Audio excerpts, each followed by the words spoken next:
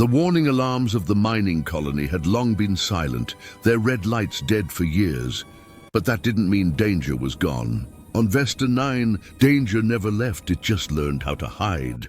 Jarek trudged through the lower tunnels of Sector 12 with a flickering headlamp, his breath fogging in the cold air. The rumble of distant machinery echoed through the rock, the rhythm of a dying world still clinging to purpose. He'd been working here for almost 7 standard years, longer than anyone else who'd managed to stay sane. They said these tunnels were haunted. Miners spoke in whispers about shadows that moved when no one was there, and voices that came through the comms in languages no human could understand. Jarek didn't believe in ghosts. He believed in bad wiring, methane hallucinations, and the kind of loneliness that made a man hear things. Still, when his motion scanner picked up movement on the far side of the shaft, a faint blip, a pulse of life where no one should be, his heart skipped. He wiped a layer of dust off the scanner, frowning. Nothing should be down here. The dig crews had cleared out months ago after the collapse that killed 3 men. No one was authorized to go this deep. But the blip didn't lie. It was close. He followed the signal, boots crunching over gravel and broken support beams. The deeper he went, the colder it got. Ice crystals shimmered along the tunnel walls, glittering like glass under his light. The air grew thin, metallic, sharp enough to taste. He muttered under his breath, mostly to keep the silence from swallowing him. Probably just a faulty beacon, maybe a piece of equipment still active. But then he smelled something. Not the usual stale dust or the tang of rusted ore, but something faintly sweet, like ozone and burned plastic mixed with blood. He slowed, scanning the walls with his light. That was when he saw her. At first, he thought it was a trick of the shadows. The figure hung from a metal pole, driven into the rock, her head bowed forward, arms bound above her with strands of twisted wire. Her skin glowed faintly blue in the dim light, veins of silver tracing through her arms like lightning frozen beneath glass. Her hair, long and silvery white, hung in tangled ropes around her face.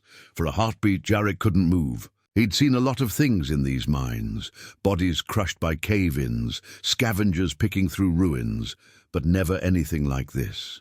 She wasn't human. The shape was close, yes, but not right. Her skin shimmered with an otherworldly luminescence. Her ears tapered slightly backward, and when he looked closer, he saw markings carved into her collarbone, symbols that pulsed faintly, like they were alive. He raised his light, and that's when he saw the sign hanging around her neck. It was a slab of rough-cut wood, the words scorched into it with a plasma torch. The Baron never forgives. Jarek took a slow, shaky breath. He'd heard that name before. Everyone had.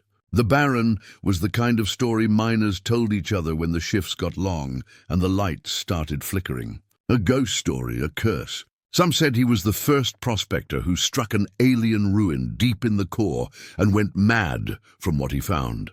Others claimed he was a corporate enforcer, a man who sold his soul for power over the colonies. No one agreed on who or what the Baron was, but everyone agreed on one thing. When his mark appeared, death followed, and now here was proof. The girl's body swayed gently, the wires creaking under her weight. The smell of burnt metal hung in the air, mingled with something faintly floral, like crushed alien blossoms. Jarek took a hesitant step forward, his heart pounding. He scanned her vitals with his wrist module, expecting the reading to be flat. But the monitor beeped, faintly, erratically. Life signs. "Weak but present, son of a," he muttered, stepping closer. "You're alive." Her head didn't move. Her lips were slightly parted, skin shimmering with cold. He could see frost clinging to her lashes, the faint shimmer of breath misting from her nose. Whoever had done this hadn't killed her. Not yet. Jarek reached for his cutter, the plasma edge humming to life. The wires holding her wrists glowed faintly red, heated by alien alloy. He pressed the blade to one of them, and sparks hissed as it began to melt. "Hang on, kid," he muttered. "I'll get you down."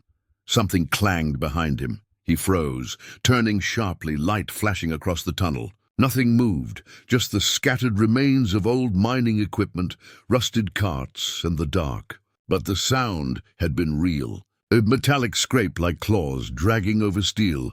Probably a rat, he whispered. Big one. He went back to work. The second wire snapped with a hiss. The girl's arms fell limp and her body sagged forward. He reached up to catch her before she hit the ground. She was lighter than he expected, her body almost weightless, fragile. As he cradled her, her head tilted back slightly, and the light caught her face, even through the grime and bruises. She was beautiful, otherworldly, delicate in a way that didn't seem possible in a place like this. Her eyes were closed, her lips slightly parted. Jarek brushed the hair from her face, trying not to notice the strange texture of her skin, smooth, warm, humming faintly beneath his fingers. Then her chest jerked. A sharp gasp escaped her lips. Jarek nearly dropped her. Her eyes snapped open, glowing silver-white in the darkness. For an instant they didn't seem to focus on him. She looked straight through him, pupils contracting like the iris of a camera lens. Her lips moved, forming words that didn't sound like any language he knew, soft, melodic, and desperate. He swallowed hard. Hey, it's okay. You're safe now. I'm not gonna hurt you. Her gaze flicked to him finally, and in that moment he saw it, the raw, unfiltered terror in her eyes. Please, she whispered, her voice cracked and hoarse, barely human. Don't let him find me. Jarek's mouth went dry. Who? Her pupils dilated and her breathing quickened. The Baron, she said. He never forgives. A chill ran down Jarek's spine. He turned, scanning the tunnel again. The shadows seemed thicker now, pressing closer. The hum of machinery from the upper levels had gone silent. All right, he said, forcing calm into his voice. We're getting you out of here. He slung her arm over his shoulder, supporting her weight. As he started back down the tunnel, his headlamp flickered. The darkness pulsed in rhythm with his heartbeat. Then from somewhere deep in the shaft behind him, a faint light appeared, red, flickering, slow. It wasn't fire. It wasn't a lamp, it was an eye. Jarek froze. The light blinked once, then vanished, leaving only darkness. He didn't wait to see what it was. He tightened his grip on the alien girl and broke into a run, boots pounding on the metal walkway as her voice trembled in his ear. He's coming, she whispered. You shouldn't have touched me. The words echoed in his head long after they left the tunnels, each one like a warning, or maybe a curse. And as he reached the surface lift, gasping for air, Jarek couldn't help but glance back into the mine one last time. In the blackness of the tunnel, the red glow had returned, and this time it was moving. Jarek didn't sleep that night. He couldn't. Every time he closed his eyes, he saw that red light moving through the tunnels, slow and deliberate, as if it had been watching him the whole time. The girl, Lyra, as he would later learn, lay wrapped in a thermal blanket on the cot in the corner of his quarters, her skin still too cold, her breathing too shallow. The hum of the generators filled the silence, broken occasionally by the distant groan of the mine as it settled. He poured himself another cup of synth coffee, hands shaking slightly. This wasn't his problem. He told himself that over and over. Whatever this alien girl had done, whoever this Baron was, none of it was his concern. He was just a miner, a man trying to survive long enough to get off this cursed rock. And yet, when he looked at her, at the bruises that ran like constellations across her arms, at the faint shimmer of something unnatural beneath her skin, he couldn't walk away. By the time morning light filtered through the cracks in the metal shutters, she stirred. The first thing she did was flinch at the sound of his footsteps, her whole body tensing like a cornered animal. Her eyes snapped open, silver and wild. "It's okay," Jarek said softly, raising his hands. "You're safe. No one's going to hurt you." She blinked, disoriented, her gaze darting around the small room, the stacked mining gear, the rusted walls, the faint flicker of the furnace. She tried to sit up but fell back, wincing in pain. "Where am I?" "The Sector 12 outpost," he replied. "I found you in the mines." Her lips parted, confusion shadowing her face. "You cut me down?" "Yeah," he said, setting his cup aside. "Who did that to you?" Her gaze dropped to the floor. "You shouldn't have done that," she whispered. Jarek frowned. "Why not?" "Because now he'll come for you too." There it was again, that name unspoken yet heavy in the air. "The Baron?" he asked. Her eyes darted up to his, and for a moment fear turned them almost white. She didn't answer. Yarrick leaned back against the table, crossing his arms. "Look, I don't believe in ghost stories, all right? You're talking about a man, not a demon." Lyra's voice was quiet but certain. "He's both." Jarek didn't know what to say to that. He rubbed his jaw, trying to process the words. "You know, the miners talk about him sometimes," he admitted. "Say he runs everything from the shadows. The company, the trade routes, the air we breathe down here. But nobody's ever seen him. Maybe he's just a myth." Lyra's expression hardened. "You'll wish he was." He didn't like the way she said that, like she was remembering something she wished she could forget. "Who are you?" he asked after a moment. "Where did you come from?" "I was part of a research convoy," she said, her voice trembling slightly. "We were sent to map the ruins below Vesta's surface, but we didn't know the Baron had already claimed them. When he found us..." She trailed off, staring into nothing. "He said the mines belong to him, that everything beneath the stone does. We didn't understand what he meant until it was too late." "What happened?" Yarrick pressed. She shook her head, strands of silver hair falling into her face. "He took the others. Said he needed them for experiments. He marked me instead." Her hand went to her neck, tracing the faint black scar that glowed faintly under her skin. "Said it would remind me who I belonged to." Jarrick's throat tightened. "You escaped. Not for long," she said. "He always finds what's his." A shiver ran down his spine, despite the heat from the furnace. "So what, he's some kind of slaver?" Lyra looked at him, her voice almost a whisper. "He's worse than that. He's not entirely alive." Jarrick let out a humorless laugh. "You mean a machine?" She shook her head. "He uses machines, but he's something older. His body might be metal, but his mind, it's human. Or was. He calls himself the ruler of the deep. The Baron of Shadows." Jarrick's stomach knotted. "You're telling me the stories are real?" "They're worse than stories," she said, her gaze flicking toward the sealed door. "He listens through the metal. He can see through the walls. If he marked this place, he already knows I'm here." Jarrick swallowed hard, forcing a scoff. "You're talking about superstition," but his voice didn't sound convincing even to him. The memory of that glowing red light in the tunnels crawled back into his thoughts. Lyra tilted her head, studying him with unnerving calm. "You saw it, didn't you?" He stiffened. "What?" "The eye," she whispered. "You saw it watching." Jarrick didn't reply. The silence was enough of an answer. Her breathing quickened. "Then he's already coming." Before he could respond, the overhead lights flickered once, twice, then went dark. The hum of the generator sputtered, replaced by a slow, rhythmic pounding from deep below the floor. "Power surge?" Yarrick muttered, moving toward the control panel. He tapped the screen, but it refused to respond. "Great, systems fried again." Lyra's voice came from behind him, trembling. "That's not a surge." The pounding grew louder, like something massive crawling through the rock. Dust trickled from the ceiling. Yarrick grabbed a wrench, his instinct telling him to run, even though he didn't know where. "What is that?" She clutched the edge of the cot, her skin glowing faintly blue. "He's sending them." "Sending who?" "The Watchers." The sound rose into a low metallic shriek like grinding gears. Jarrick ran to the viewport slit in the metal wall. Outside, the mining yard was a blur of motion, dark shapes moving through the mist. They weren't human. Their limbs were too long, their heads too smooth. They walked like machines, but moved too fluidly to be purely mechanical. "What the hell are those?" Lyra stood slowly, her voice trembling but resolute. "He builds them from what he kills. Flesh and steel, bound to his will. They're his eyes." Jarrick backed away from the window. "We need to go now." She shook her head. "You can't just leave. Once he marks you, you're part of him." "I'm not marked," Jarrick said sharply. Lyra's gaze dropped to his hand. "Look again." He frowned and lifted his wrist. There, faint but unmistakable, was a thin black line running under the skin, pulsing faintly like a heartbeat. Yarrick's stomach dropped. "What is this?" "When you cut me down," she said softly. "The mark passed through contact." He stared at her, horrified. "You're telling me he can see me now?" She nodded. "Through me."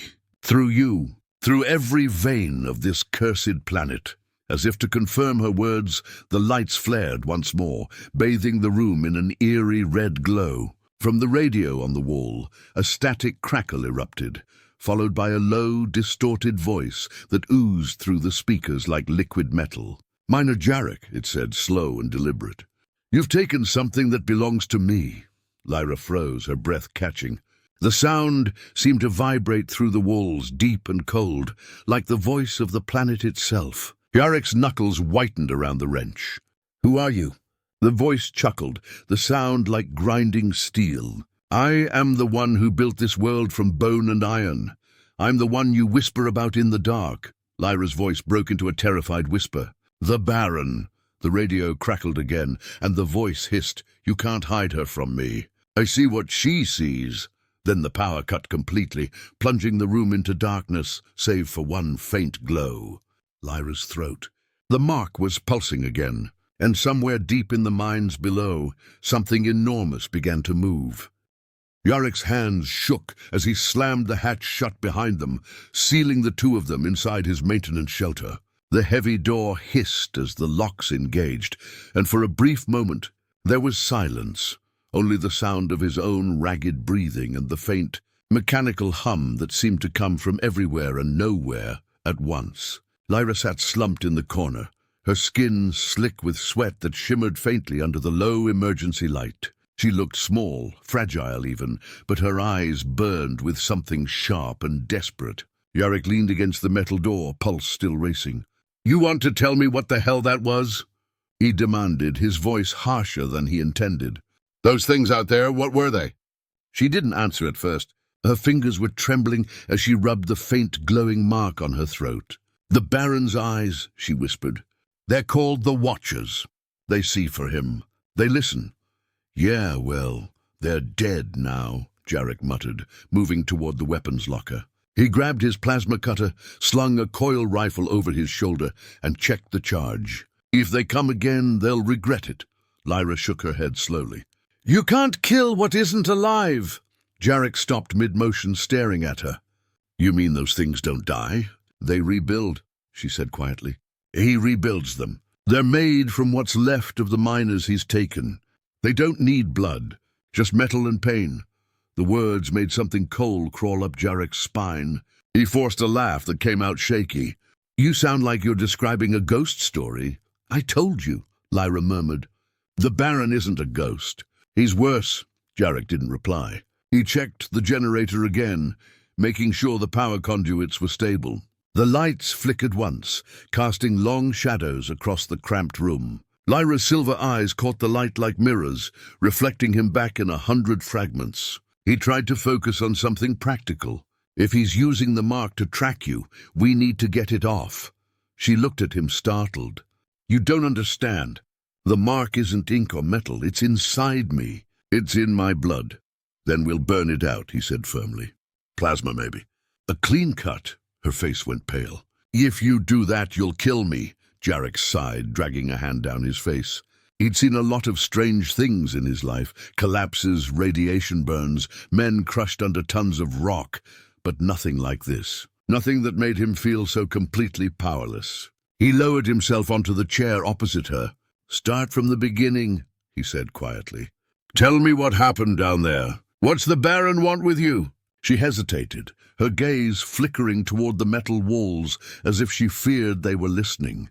Then in a low voice she said, "He was human once, a warlord who came to Vesta for its resources, before it was even colonized. They say he found something ancient buried in the core, something that spoke to him. When his crew tried to leave, he sealed the tunnels and made the mines his kingdom. He built his body from machines to keep himself alive, but his mind, it changed. He became part of the planet itself." Jarek frowned. "You're saying he's merged with the mines?" She nodded slowly. "Every wall, every wire, every tunnel is part of him now. The mark connects you to that network. Once you're marked, he can see through your eyes. Feel what you feel." Jarek looked down at his wrist, where the faint black line pulsed under his skin. "So he's watching me right now?" Lyra's eyes met his, sorrowful. "Yes," he cursed under his breath, standing abruptly. Then we need to get out of here. Up to the surface. Maybe the signal doesn't reach that far. Lyra's voice was a whisper. It does. There is no surface anymore. Not for him. Before he could argue, a low hum filled the air, the sound of power surging through the pipes overhead. The radio on his desk crackled again, alive with static. Jarek froze. Lyra clutched her head, wincing as if something invisible was clawing inside her skull. Then the voice came, smooth, deep, and disturbingly calm. "Minor Jarek," it said, distorted through the static. "You have something that belongs to me." Jarek's knuckles tightened around the plasma cutter. "You stay the hell away from her." A low chuckle rolled through the speakers. "You still think she's yours to protect? You don't even know what she is." Jarek's jaw tightened. "She's someone you tortured. Someone I created," the Baron corrected. The voice oozed like oil, thick and cold. "She was meant to be the bridge between us, the perfect vessel to carry my will beyond this rock. But she ran." Jarek turned to Lyra, who was trembling. "Is that true?" Tears shimmered in her eyes. "I didn't choose it. He took me when I was a child, changed me, used my blood to control the machines." The radio hissed again, drowning her voice. "She's the key, Minor. Bring her back, and I might let you live." "Go to hell," Jarek growled, slamming his hand against the transmitter and killing the signal. The silence afterward felt even heavier. Lyra sank to the floor, clutching her head. "You shouldn't have angered him," she whispered. "He'll come in person now." "He can't leave the tunnels," Jarek said, more to convince himself than her. Lyra's gaze lifted slowly to meet his. "Who says he needs to?" The lights flickered again, twice, then steadied. But the faint red glow from outside had returned, bleeding through the cracks around the door like liquid fire. The air grew thick, metallic, vibrating faintly as if the walls themselves were alive. Jarek grabbed Lyra's arm, pulling her to her feet. "We're getting out, now!" They moved through the maintenance corridors, the floor trembling beneath their boots. Pipes groaned overhead as bursts of steam hissed from the vents. Every few seconds, Jarek caught a glimpse of movement in the dark. A shadow slipping just out of sight, the faint metallic clank of something following them. Lyra stumbled, clutching her chest. "He's close," she gasped. "He's inside the systems. Then we'll shut the systems down," Jarek snapped. He yanked open a control panel and began pulling wires. Sparks flew, the lights dimmed, and the humming stopped. For a brief second, there was silence. Then a voice, not through the radio this time, but from the metal itself, deep, rumbling, everywhere at once. "You can't hide from me, Minor." The lights turned crimson. The corridor shook violently, knocking them off balance. Dust poured from the ceiling. Jarek grabbed Lyra and dragged her toward the elevator shaft, but the ground split open behind them with a deafening roar. A massive hand, no, not a hand, a construct of steel and flesh fused together, burst from the floor, clutching at the air. Lyra screamed. The mark on her neck burned bright white. "Run!" Jarek shouted, pushing her ahead of him. They sprinted through the twisting corridors, the sound of metal grinding against rock following close behind. The walls were alive, shifting, breathing. The red lights pulsed in rhythm with the pounding of his heart. They reached the cargo lift just as the tunnel behind them began to collapse. Jarek hit the controls, and the platform lurched upward with a shriek of gears. The air was filled with dust and the echo of something roaring far below. Lyra collapsed to her knees, clutching her chest. Her voice was barely audible. "He's not trying to kill us. He's trying to draw us in," Jarek frowned. "What do you mean?" She looked up, her eyes glowing faintly. "He doesn't want me dead. He wants me to finish what he started." Jarek's stomach turned. "And what's that?" "To become him." The lift jolted to a stop halfway up. The lights flickered again. Below them, in the darkness, a single red light blinked on, followed by another.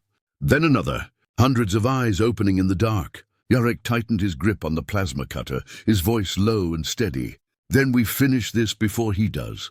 But deep below, the Baron's laughter rolled through the shaft, low and echoing as if the mine itself were laughing with him. The red light from below pulsed like a heartbeat, filling the shaft with an eerie glow that made the walls look alive. The lift groaned as it shuddered halfway between levels. metal scraping against stone, throwing sparks into the air. Lyra clung to the railing, her knuckles white, her face pale and slick with sweat. Yarick could feel the vibration of the machinery humming beneath his boots. It wasn't just mechanical. It felt organic, rhythmic, almost like breathing. The Baron's laughter faded into a deep, thrumming hum that made the metal around them tremble. The air felt thick, electric, heavy with static. Yarek tried the lift controls again, but the panel only spat out bursts of sparks. The system was dead. "Damn it," he muttered, pounding his fist against the console. "He's locked us in." Lyra turned toward him, her eyes reflecting the crimson light below. "He's merging with the structure. The deeper we are, the stronger he becomes." Jarek looked over the edge of the platform, staring into the endless drop beneath them. Far below, he could see the faint shimmer of movement, something massive shifting in the shadows, crawling its way up. "Then we climb," he said. "We go up before that thing gets here." He ripped open the emergency ladder on the side of the shaft and helped Lyra up first. Her limbs trembled, but she climbed, her movements quick and fluid despite her exhaustion. Yarek followed close behind, his hands gripping the cold rungs. Every clang of his boots echoed like thunder. Halfway up, the wall beside them rippled. The rock shifted and split, revealing cables and wires twisting together like veins. A whisper slithered through the air, soft and close, as though it were coming from inside the metal itself. "Why do you run, little miner?" The Baron's voice was smooth, almost amused. "You could have stayed. You could have been part of something eternal." Jarek kept climbing, gritting his teeth. "You talk too much for a ghost," the voice chuckled. "A ghost? No, I'm evolution. I'm the child of iron and will. The flesh of this planet is mine." Below them, the creature, the thing that had once been part of the Baron, was getting closer. The sound of grinding metal and snapping cables echoed up the shaft. A pair of glowing red eyes appeared in the dark, huge and predatory. Lyra glanced down and gasped. "He's coming faster." "Don't look down," Jarek barked, climbing faster. His arms ached, his fingers raw, but adrenaline kept him moving. The emergency lights flickered again, and for a split second, Jarek saw the thing clearly, an amalgamation of twisted machinery and decaying flesh. Its body covered in hundreds of glowing marks, all pulsing in sync. It looked almost human. "Lyra!" he shouted. "What is it?" "It's him," she said, her voice breaking. "That's what's left of his body." A long, metallic appendage shot upward, slamming into the ladder just below them. The impact nearly threw Jarek off. Sparks showered the air as the creature began pulling itself up, tearing through the metal with terrifying speed. "Move!" he yelled. Lyra climbed faster, reaching the top hatch. She slammed the release button, but it didn't budge. Locked, she turned back to him, panic flashing across her face. "It won't open." Yarek climbed up beside her, drawing his plasma cutter. "Step back." He pressed the torch to the hatch lock, the blue flame hissing and spitting molten metal. The air filled with the smell of burning steel. The creature below let out a guttural roar that shook the shaft. The noise wasn't mechanical, it was alive and angry. "Hurry," Lyra cried. The last bolt gave way and Jarek kicked the hatch open. He hoisted her through and scrambled up after her, just as the creature's clawed hand reached the spot where he'd been. The platform beneath them gave way, crashing into the darkness. They were in an upper access corridor now, narrow, dimly lit, filled with pipes and steam vents. The walls vibrated with the Baron's voice. "You can't escape, Jarek. You're already part of me." "Look at your arm." Jarek looked down. The black mark under his skin had spread, curling up his veins like ink in water. It pulsed faintly, beating in time with the rhythm of the red lights. His head swam for a moment, a whisper creeping into his thoughts. Not his voice, not hers, but something else. Let go, give in. Join the current. He gritted his teeth and shook it off. Not today. Lyra reached for his arm, her fingers glowing faintly as she touched the spreading veins. "It's the link. He's using the neural field in your blood. If it reaches your heart," he cut her off. "Then we stop him before it does." They moved through the corridor, searching for an exit. The deeper hum of the Baron's voice followed them, reverberating through the pipes like the heartbeat of a god. Lyra stumbled once, clutching the wall. Her glow was dimming, her strength fading. "I can't keep him out much longer," she whispered. "He's inside my head. Every time I breathe, I hear him." Jarek stopped, pulling her close. "Then we end this. You said he built himself from the planet's core. That's where his power comes from, right?" She nodded weakly. "The Nexus chamber. The heart of the mine. Then we destroy it." Lyra stared at him. "That chamber powers the entire colony. If you take it out—" He didn't let her finish. "If I don't, he takes us all anyway." The walls around them groaned as if in response. The Baron's voice deepened, no longer amused. "You think you can unmake me, Miner? You've already become me." Jarek ignored it, slamming open the maintenance door that led down to the main shaft. The path to the Nexus was a labyrinth of scaffolding and vents, the air shimmering with heat. As they descended, Lyra's glow flickered in rhythm with the pulsing core below. The chamber was breathtaking and horrifying. The Nexus wasn't a machine anymore. It was alive. Veins of molten metal snaked along the floor, feeding into a massive pulsating mass in the center of the room. It throbbed with a heartbeat that wasn't mechanical, but organic, every pulse lighting up the tunnels in blood-red light. "This is him," Lyra whispered. "This is where the Baron lives." Jarek tightened his grip on the plasma cutter. "Then this is where he dies." The air crackled and the Baron's voice boomed around them, no longer distant. It came from everywhere. From the walls, the ceiling, even the floor beneath their feet. "You think you can destroy me, Miner? You're standing inside me." The mass in the center split open, and something began to emerge. A towering figure made of molten metal and bone, its face a grotesque reflection of a human skull. Red light burned in its hollow eyes. Jarek fired the plasma cutter, the beam searing through the air and slicing into the creature's chest. It screamed, a sound like grinding metal and tearing flesh, and struck back, sending Jarek flying across the chamber. Lyra cried out and ran to him, kneeling by his side. "You can't fight him with tools," she said desperately. "You have to break the link. You have to destroy the mark." Jarek looked at his arm, the black veins pulsing faster now. The mark was spreading to his neck. He clenched his jaw. "How?" Her eyes filled with tears. "You already know." He understood instantly. "The plasma cutter." She grabbed his face, her voice trembling. "If you do this, you'll die." Jarek smiled weakly. "Then I guess I finally get to stop mining." Before she could stop him, he raised the plasma torch and pressed it against his own arm. The pain was instant and blinding. The mark flared white-hot, the veins bursting with light. The Baron screamed, not from the air but from inside Jarek's head. The entire chamber began to shake. The pulsating core writhed violently, its color shifting from red to white. Lyra screamed his name, trying to pull him back, but he held the torch steady. The last thing he saw before the explosion was her face, illuminated by the blinding light. Then the world went silent.